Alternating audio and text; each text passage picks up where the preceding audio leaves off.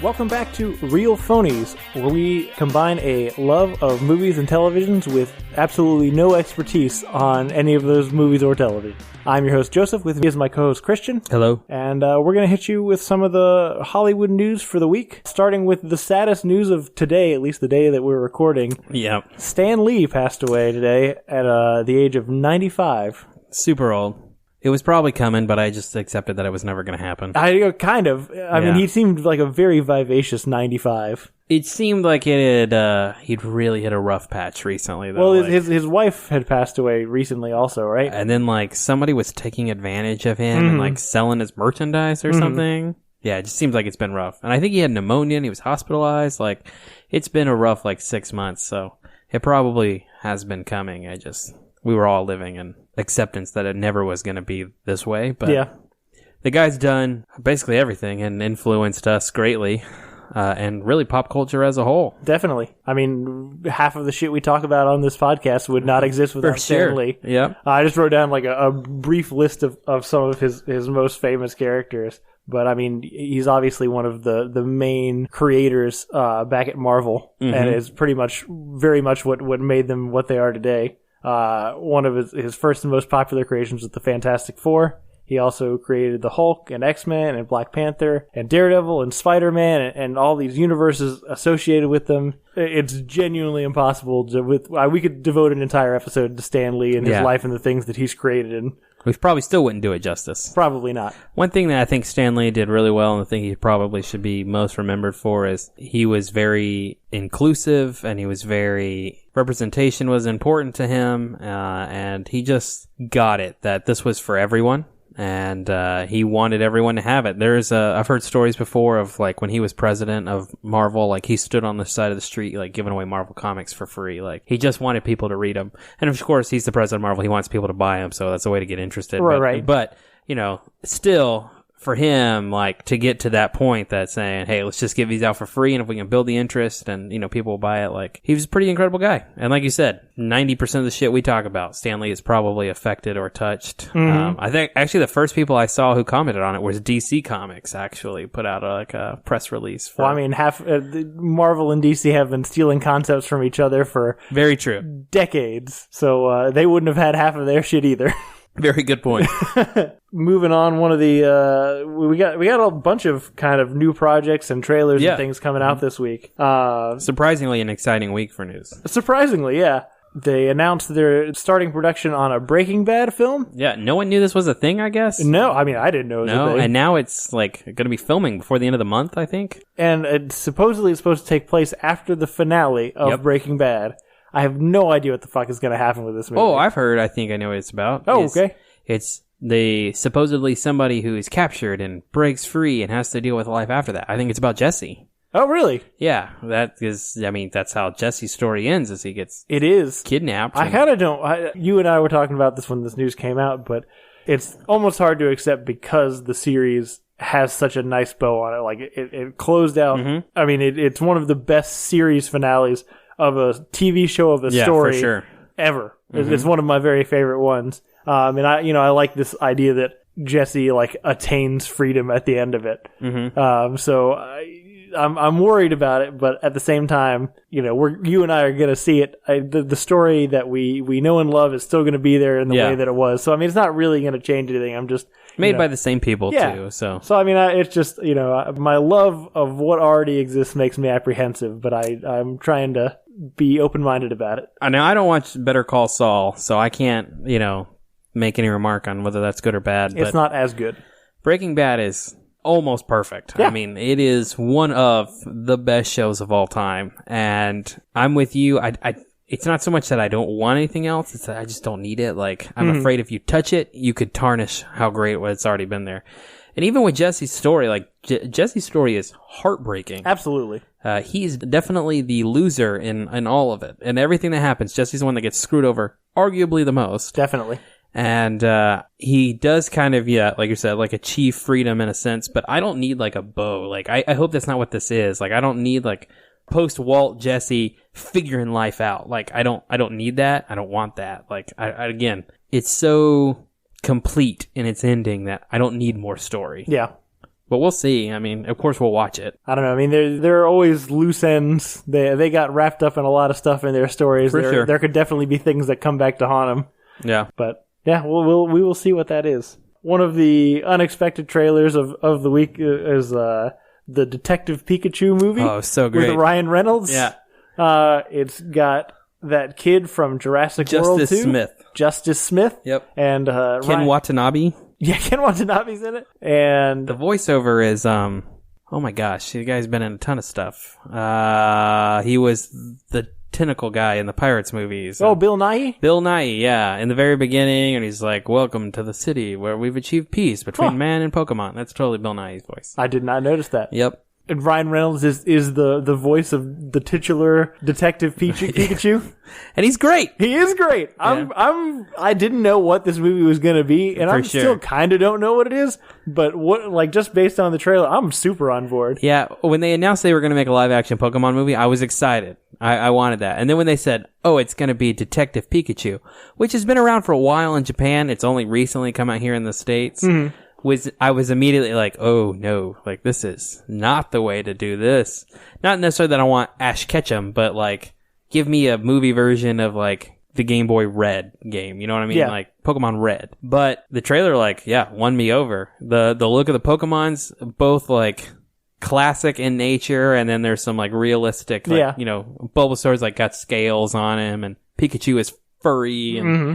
And then, like, the interactions were great. Ryan Reynolds looks hilarious. He does look hilarious. And they established the rules very early on in the trailer that only Justice Smith can understand him. So it doesn't have to be, like, why can this Pikachu talk? Like, it's just some connection. Right. These two have. And that's all you need. They might explain it, honestly, in the movie. I don't need more. You don't really need it. Yeah. No, it looks like a super fun premise. I mean, Ryan Reynolds is a great cast. Definitely, just based on probably me, like, knowing Ryan Reynolds and some of his previous work, I expect this movie to be dirtier than it's going to be. Yeah, I think there was a hint that it could be that way. 100%. Yeah. I don't know if you've ever seen Ryan Reynolds. Ryan Reynolds is in a movie called The Voices. I have not. It's a movie where he is a crazy person, mm-hmm. and he lives alone with his dog and his cat, but his dog and his cat talk to him, and they're like the angel and devil on his shoulders telling him to do bad things or don't do bad things. Is the cat the devil? Of course it is. Yeah. That's what this reminded me of immediately. Yeah. It was like the first thing that came to my mind. I'm excited for it next summer. I'm excited for it too, man. It looks. You have more of an excuse than I do because it's definitely a kids movie for sure. But I can start my kids now on Pokemon. That way, by the time it comes out, we're in. You're in. On that note, there was a teaser trailer for Toy Story 4. We're getting another one. We are. Look, we don't need, again, another series that wrapped up really nicely. Yes. One of the best endings for a trilogy of movies. Like, I mean, look, that's a kind of a fucked up entry into that series. Pretty much all of Toy Story 3. Yeah. Really, most of the Toy Story universe is disturbing if you think too hard about it.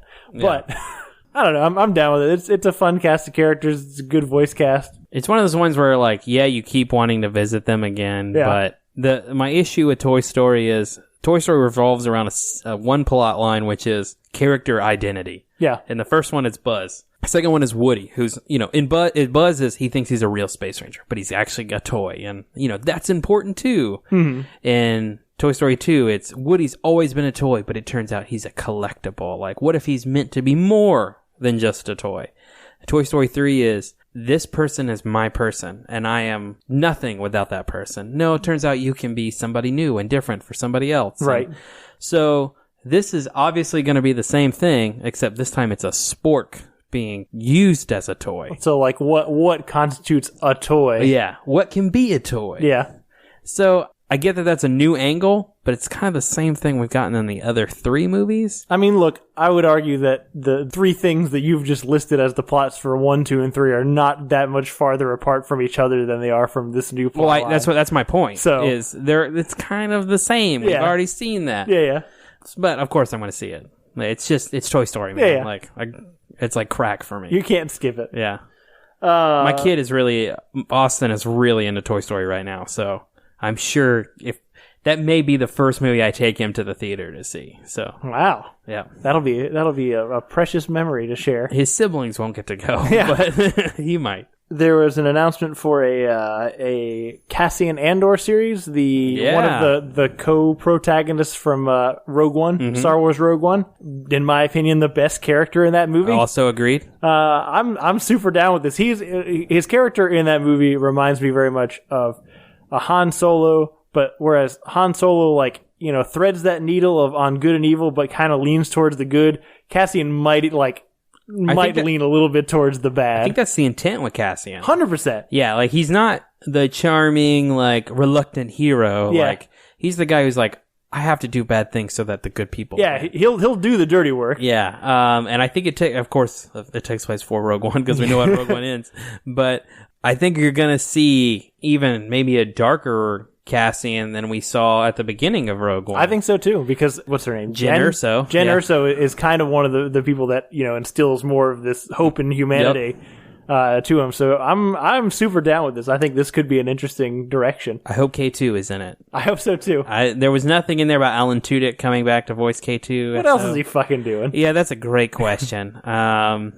But yeah, no, I'm excited for that. That's a really good choice for that. It is. It'll probably be way better than the actual Rogue One movie. On the, I don't know if you wrote this down or not, but that just, Disney Plus. Yeah. They announced it's coming out next year. It says it's going to be cheaper than Netflix. I don't know that Star Wars should stop making movies, but it seems like what they're focusing on the television side is kind of better than what they've got going on the movie side right now. I don't know. That's my opinion. They don't have to stop making movies, but they can probably cut it down from less, one or two a year to maybe one every few years. Yeah. Can you go back to the 15-year wait? Maybe not 15 years, but 3 or 4 seems fine. It was, I can't remember, was it Netflix that's producing a Pacific Rim anime? Yes. Yeah. Fuck yeah. That series lends itself well to it's heavily inspired 100%. From a lot of, the whole kaiju thing is already a Japanese property. Well, giant robots with people in them. Yeah. Ian should watch this one. Yeah, definitely.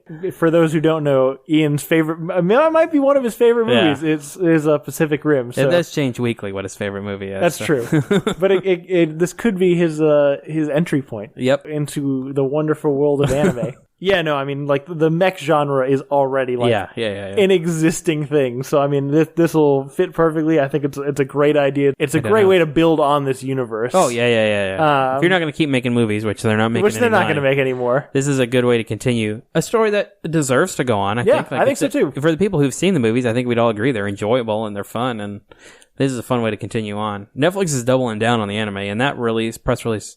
They're doing 2 Filipino legend-inspired animes. I think one other. I think they announced 4 or 5 new anime projects they're working on. So they're pumping them out. They sure are. And speaking of that, apparently Andy Muschietti, who was the director, I guess the director of both the It movies, correct? Chapters 1 and 2. Chapters 1 and 2 is slated to direct another live action interpretation of Attack on Titan. It's going to be bad. It's going to be bad. Nobody needs this. No.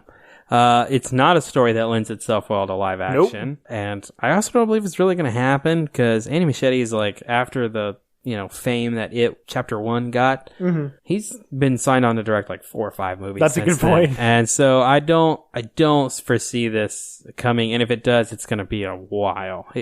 Chapter 2 doesn't come out until next fall. And you got to figure, while that movie's done filming, he's probably not going to start another project until that movie's done. Mm-hmm. And again, he's been signed on for 3 or 4 different things. I don't see this movie happening.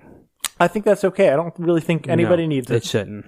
Nobody wants it, I don't think. Oh, no. There are people who think they want it, but they don't. I think I want a live action anime adaptation, but it's not this one. I don't know if it translates well. The more I see of Alita Battle Angel, the more curious I become. When does that come out? February. Oh, okay. Well, we will have to see that. Yeah, we can compare. Yeah. But I think that's all the news we have for this week.